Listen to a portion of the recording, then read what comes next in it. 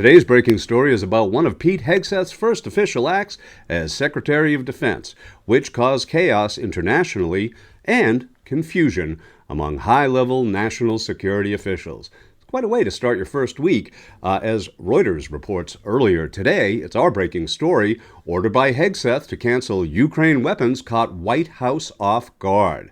This is a great new revealing look at the information chain of command and where the weak link was. Well, here's the weak link 2 weeks after the meeting that we'll be covering in our breaking story. Now, apparently by this time, Pete was reminded who calls the shots in the White House. As you're about to see on the other side of this clip, it seems he was not always so buttoned up.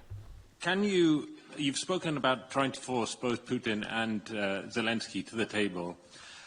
Can you give a guarantee that no deal will be forced on Ukraine that they do not want to accept, and also that you will include Europe in the negotiations about an issue that concerns European security? And can you tell us whether the US will continue to supply arms to Ukraine during any negotiations? Well, to the first part of your question, that's not ultimately my decision.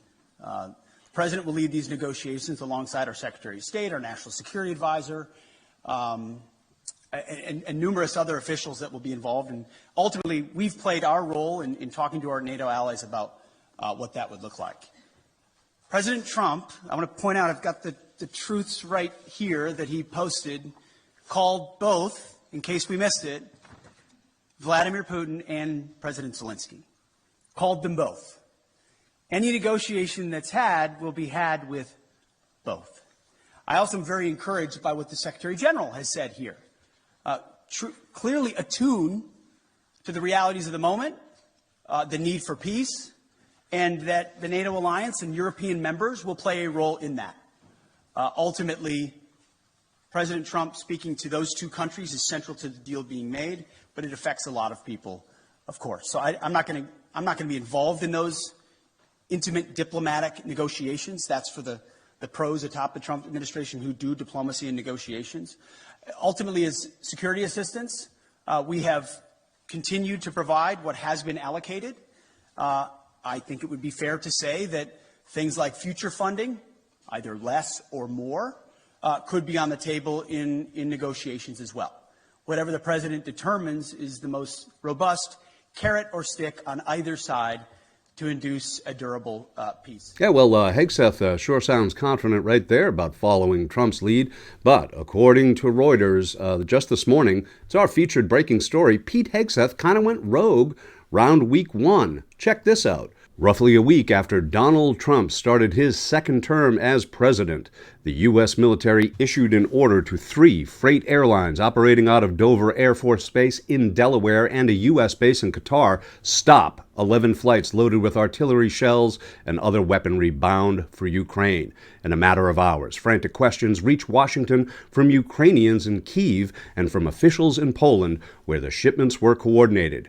Who had ordered the U.S. Transportation Command, known as TRANSCOM, to halt the flights? Was it a permanent pause on all aid or just some? Top national security officials in the White House, the Pentagon, and the State Department couldn't provide answers. Within 1 week, flights were back in the air.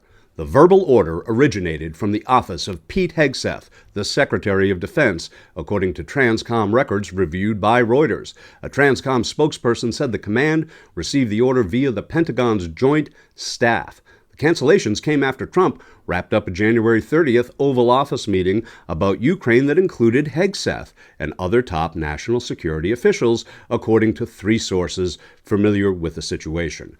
During the meeting, the idea of stopping Ukraine aid came up, said 2 people with knowledge of the meeting, but the president issued no instruction to stop aid to Ukraine. The president was unaware of Hegseth's order, as were other top national security officials in the meeting, according to 2 sources briefed on the private White House discussions and another with direct knowledge of the matter. Asked to comment on this report, the White House told Reuters that Hegseth had followed a directive from Trump to pause aid to Ukraine, which it said was the administration's position at the time. It did not explain why, according to those who spoke to Reuters, top national security officials in the normal decision-making process didn't know about the order or why it was so swiftly reversed. The cancellations cost Transcom $2.2 million, according to the records reviewed by Reuters. In response to a request for comment, Transcom said, well, the total cost was $1.6 million, 11 flights were canceled, but one incurred no charge. The story of how the flights were canceled, detailed by Reuters for the first time, points to an at-times haphazard policy-making process within the Trump administration and a command structure that is unclear even to its own ranking members. The multi-day pause of the flights, confirmed by 5 people with knowledge of it, also shows confusion in how the administration has created and implemented national security policy. At the Pentagon, the disarray is an open secret, with many current and former officials saying the department is plagued by internal disagreements on foreign policy, deep-seated grudges, and inexperienced staff. It's unclear if Trump subsequently questioned or reprimanded Hegseth. One source with direct knowledge of the matter said National Security Advisor Waltz ultimately intervened to reverse the cancellations. Waltz was forced out on Thursday and is expected to be nominated as U.S. ambassador to the United Nations. Now, as luck would have it, as it turns out, we have exclusive footage of that aforementioned reprimand exactly as it happened. How dare you mock me on the eve of my greatest triumph?